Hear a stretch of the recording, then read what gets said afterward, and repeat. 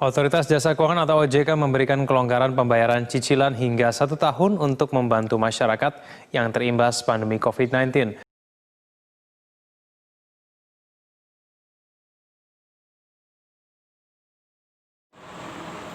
Sejak 11 Maret 2020, WHO mengumumkan status pandemi global untuk wabah penyakit COVID-19.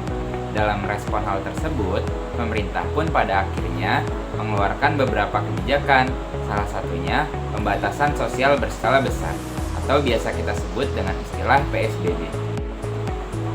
Dalam respon hal tersebut, Otoritas Jasa Keuangan mengeluarkan kebijakan dalam Peraturan Otoritas Jasa Keuangan Republik Indonesia Nomor 14/POJK.05/2020 tentang kebijakan counter cyclical, yaitu kebijakan yang diharapkan dapat mendorong roda perekonomian saat ini. Dalam kebijakan ini terdapat 6 poin penting yang akan kita bahas. Yang pertama, OJK memberikan perpanjangan waktu pengumpulan laporan berkala bagi LJKNB, yaitu 14 hari untuk laporan bulanan dan triwulan, 1 bulan untuk laporan semesteran, dan 2 bulan untuk laporan tahunan.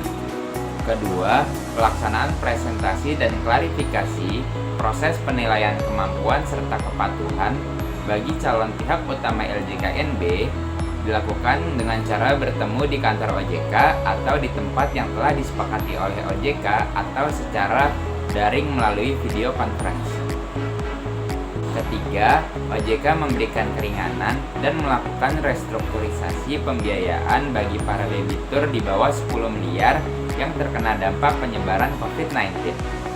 Kemudian, LJKNB dapat memberikan pembiayaan baru kepada debitur paling banyak 10 miliar rupiah yang tentunya berdasarkan analisis pembiayaan yang memadai sehingga dapat memberikan keyakinan atas itikat baik, kemampuan, dan kesanggupan debitur untuk melunasi pembiayaan sesuai dengan perjanjian. Keempat, OJK juga di sini tentunya memberikan keringanan kepada perusahaan asuransi yang telah meringankan nasabahnya, tentunya dengan memenuhi prinsip kehati-hatian, manajemen risiko, dan tata kelola perusahaan yang baik. Kemudian pembatasan aset bukan investasi seperti tagihan premi, penutupan langsung termasuk dengan tagihan kontribusi yang diperpanjang 4 bulan sejak jatuh tempo pembayaran polis.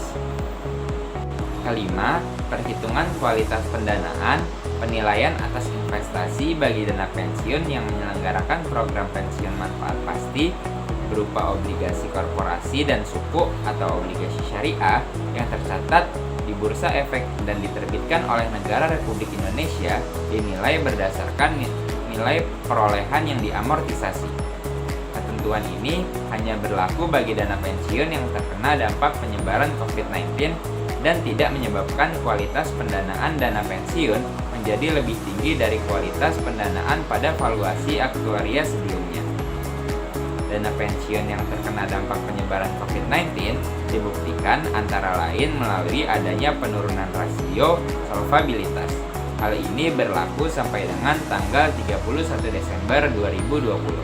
Keenam, bagi dana pensiun yang menyelenggarakan program pensiun iuran pasti, pelaksanaan ketentuan pengelolaan aset sesuai usia kelompok peserta yang telah mencapai 2 hingga 5 tahun sebelum usia pensiun normal dapat ditunda pelaksanaannya paling lama 1 tahun berlaku sampai dengan 31 Desember 2020. Wujud relaksasi dari peraturan yang ada dapat dilihat dari 2 poin berikut. Pertama, perkembangan pelaksanaan restrukturisasi debitur perbankan, yaitu dengan adanya 74 bank umum konvensional atau syariah yang telah melakukan restrukturisasi dengan rincian 1,02 juta debitur yang telah direstrukturisasi dengan nilai 207,2 triliun rupiah dan 819.923 diantaranya merupakan UMKM dengan nilai restrukturisasi 99,36 triliun rupiah.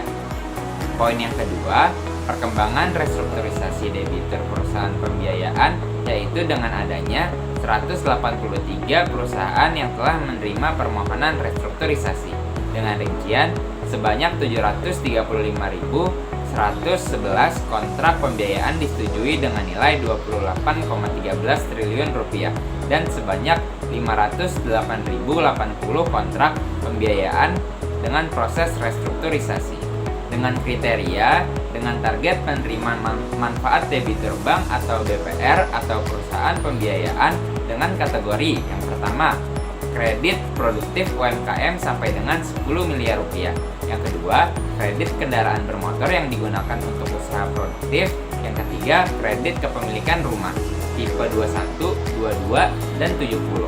Dengan adanya kebijakan yang dikeluarkan OJK ini dengan 6 poin penting yang tadi telah kita bahas, diharapkan roda perekonomian negara tetap dapat terjaga.